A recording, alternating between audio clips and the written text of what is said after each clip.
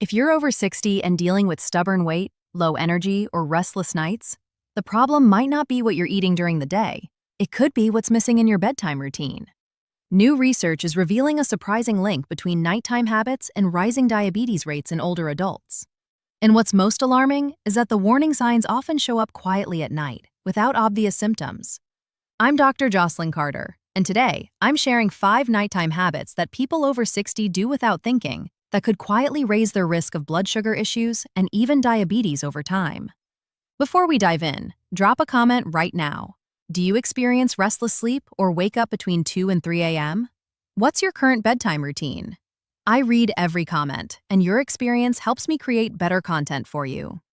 We'll go through these 5 habits one by one: the common mistakes, the science behind them, and what to do instead. And the last one is the most overlooked and maybe the most powerful. So stick with me to the end. Let's start with habit number 1. Habit number 1: skipping your evening meal or eating far too early. Many people stop eating around 5 or 6 p.m. thinking it's a healthy habit. But after 60, that long overnight fast can actually backfire, especially if your sleep isn't deep or consistent. Here's why. As we age, insulin sensitivity declines. That means your body isn't as efficient at handling blood sugar. When you go too long without food, especially overnight, your blood sugar can dip too low. In response, your body triggers a stress response, releasing cortisol to bring levels back up. That middle-of-the-night spike can raise blood pressure, interrupt deep sleep, and gradually lead to insulin resistance. I know this sounds counterintuitive because so many people believe that not eating after 6 p.m. is better for digestion or weight control. But it's about balance, not rigidity. I had one patient, a retired professor, who did everything by the book. Early dinners, no snacks, early bedtime. But she was waking up between 2 and 3 a.m. every night, restless and foggy the next morning. Her blood work showed signs of prediabetes. We introduced a small, balanced snack at night: a few nuts, a spoonful of yogurt, or a piece of boiled egg. Within a week, her sleep improved. Within a month, her fasting glucose dropped. The fix is simple: don't go to bed hungry. After 60, stability matters more than restriction. A gentle, nutrient-rich snack in the evening can support both sleep and metabolism. This really reframes the conversation around diabetes prevention. We usually think about what you eat for breakfast or lunch, but what you eat or don't eat at night might be just as important. Habit number 2: inconsistent sleep timing. This is one people almost never associate with blood sugar, but it plays a massive role. Going to bed at 9 one night, midnight the next, waking early one day, sleeping in the next. These irregular patterns throw off your body's internal clock, your circadian rhythm, and that directly affects how your body processes glucose. Even if you're eating well, exercising, and getting enough sleep overall, just shifting your bedtime around could still increase your risk. Think of your metabolism like a symphony. When your sleep timing is erratic, the instruments start playing out of sync. Your cortisol, melatonin, and insulin rhythms all misalign. That confusion makes your body less efficient at using insulin, even if your diet hasn't changed at all. A 2024 study published in JAMA Network Open followed adults over 60 and found that those with the most irregular sleep patterns had a significantly higher risk of developing type 2 diabetes, even if they got the same total amount of sleep per week. It's not just how much you sleep, it's when. My advice? Pick a bedtime and stick to it, even on weekends. Create a gentle evening routine. Wind down the same way each night and aim to wake at a consistent time.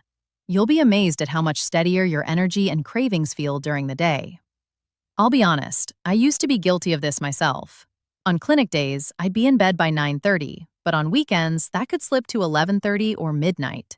And I'd always tell myself, it's fine, I'll catch up tomorrow. But I started noticing something on those late nights, even with 7 or 8 hours of sleep. I'd wake up groggier, hungrier, more likely to reach for carbs mid-morning. It's not just about the hours, it's the rhythm, the regularity. This isn't just about improving sleep quality, it's about metabolic stability. using sleep as a tool to support blood sugar, hunger signals, and long-term health. Habit number 3, going to bed mildly dehydrated. As we age, our sense of thirst dulls. Many older adults drink less in the evening to avoid nighttime bathroom trips.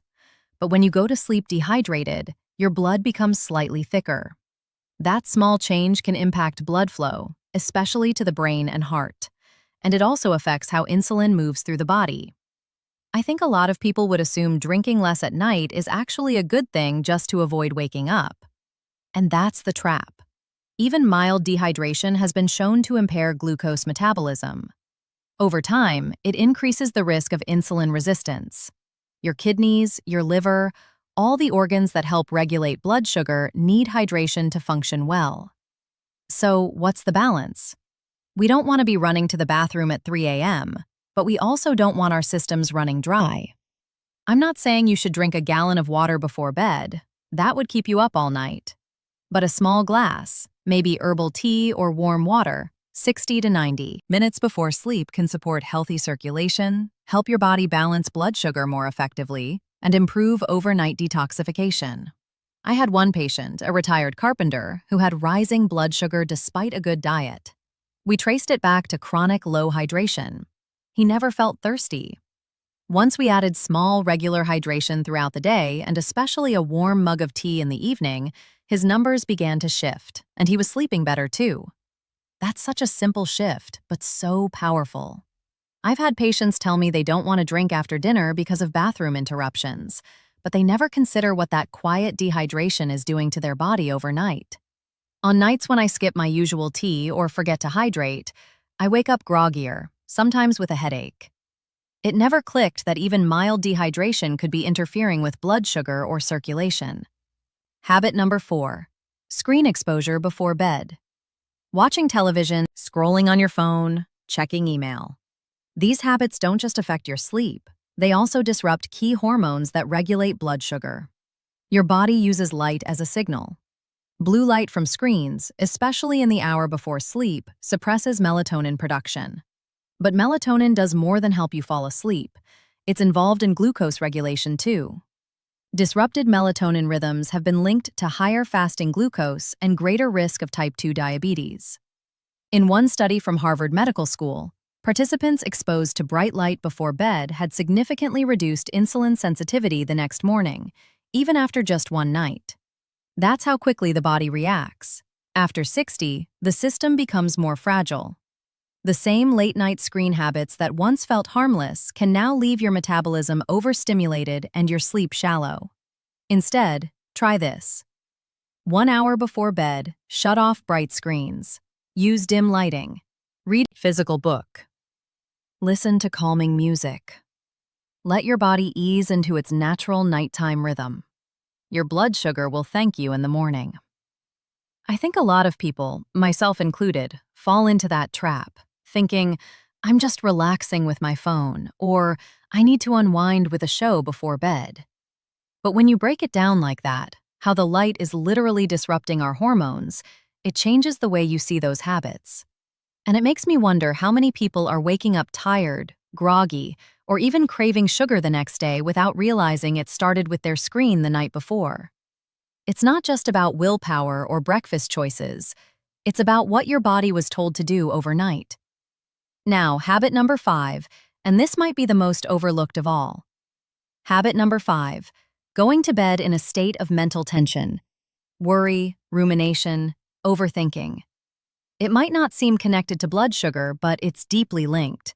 Chronic stress, even low-grade anxiety before bed, raises cortisol, and cortisol pushes blood sugar higher. Now imagine this happening night after night. You go to bed feeling mentally wired. You replay the day, worry about tomorrow. You fall asleep late or sleep lightly. Your cortisol stays elevated. Your blood sugar doesn't reset. Over time, this creates a subtle form of metabolic wear and tear. And for people over 60, it adds up fast. It's not just physical stress like inflammation or pain, but also psychological tension that's keeping blood sugar elevated. And it doesn't need to be a crisis. It can be something as small as an unfinished task, a frustrating conversation, or checking the news right before sleep. These things put your nervous system into a fight-or-flight state, even if you're lying still in bed. And once cortisol is elevated, insulin becomes less effective. A lot of people think those quiet moments at night when everything's off, but the mind keeps spinning is normal. But what I'm telling you is, it's a metabolic event. The brain and pancreas are deeply connected. If the mind doesn't rest, the body doesn't restore. I had a patient, a retired school teacher, who couldn't figure out why her blood sugar was creeping up despite a perfect diet. We looked closer at her evenings. She was watching crime dramas, reading the news, answering emails in bed. Once we replaced that with 15 minutes of gentle stretching and journaling, her morning glucose dropped by nearly 20 points. The fix isn't complicated. Create a wind-down routine, just like you would for a child. Soothing music, low lights, no screens, gentle movement or breathing. Write down your thoughts so they don't circle in your head. What you give your nervous system before sleep shapes how your body heals overnight. Let me bring it all together across all 5 habits. It's clear. It's not just what you do, but how you signal to your body before sleep.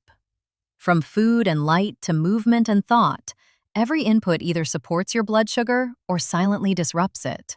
And most people never realize that insulin resistance often begins in the quiet of the night, long before it shows up on a lab report. Here's one final thought to sum up everything. Your body listens while you sleep. Every small choice before bed, what you eat, how you breathe, what you think, becomes a message to your cells. If you send calm, balance, and rhythm, the body restores itself. But if you send chaos, the damage begins quietly, and often you won't notice until it's too late. Here's your practical action plan for the next 30 days. First, eat a small, balanced snack 1 to 2 hours before bed if your last meal was early. A few nuts, yogurt, or a boiled egg. Second, set a consistent bedtime and wake time, even on weekends. Your body will adjust within 2 weeks. Third, drink a small glass of water or herbal tea to 90 minutes before sleep. Not a gallon, just enough to support circulation. Fourth, turn off all screens 1 hour before bed. Read a book, listen to music, dim the lights. Fifth, create a wind-down ritual. Journal for 5 minutes. Do gentle stretching. Practice slow breathing. Let your mind settle before sleep. Track your results.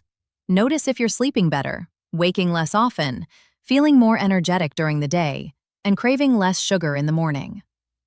Here's my challenge. Implement these 5 habits for 30 days.